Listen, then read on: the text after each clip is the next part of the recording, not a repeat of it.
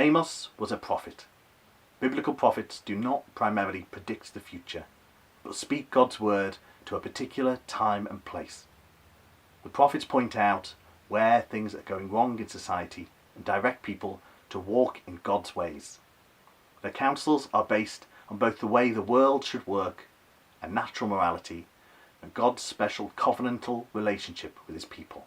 Aristotle, the ancient philosopher, said that every community is established with a view to some good.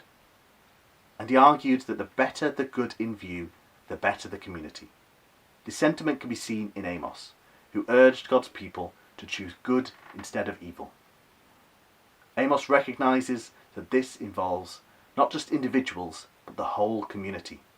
A choice summed up in the exhortation to establish justice in the gate. The gate in the towns of Amos's day was not only a thoroughfare and a market, but the place where the heads of families gathered to discuss town politics, and, when the need arose, to deal with misdemeanours. It served as a courthouse. In this chapter, Amos says that two things distort right legal decisions. The first is hatred towards those who speak unpalatable truths in the gate. An example of such animosity would be discrediting a person who protects the innocent by telling the truth. Amos 5:10.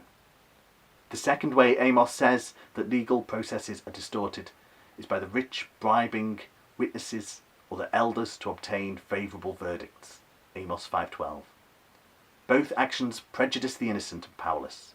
In the face of such injustices, Amos exhorts leaders to take just decisions and serve the cause of justice. We see that the well-being of society, the common good, requires an unimpeachable justice system that is sustained by individuals choosing to act rightly. If working for justice involves the whole community, so does maintaining a moral market, another of Amos's great concerns. Despite military stability and economic prosperity, the country was riven by inequality as a result of the rich taking advantage of the poor.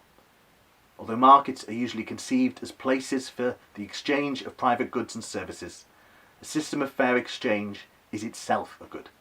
In fact, fair markets are a common good that require everyone to act in an ethical and virtuous way if they are to function well.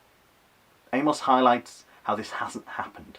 He shines a spotlight on dishonest dealing and deception, describing how such practices trample on the needy and bring to ruin the poor of the land. Amos's language is poetic and shocking, describing how God will destroy the houses and farms of oppressors.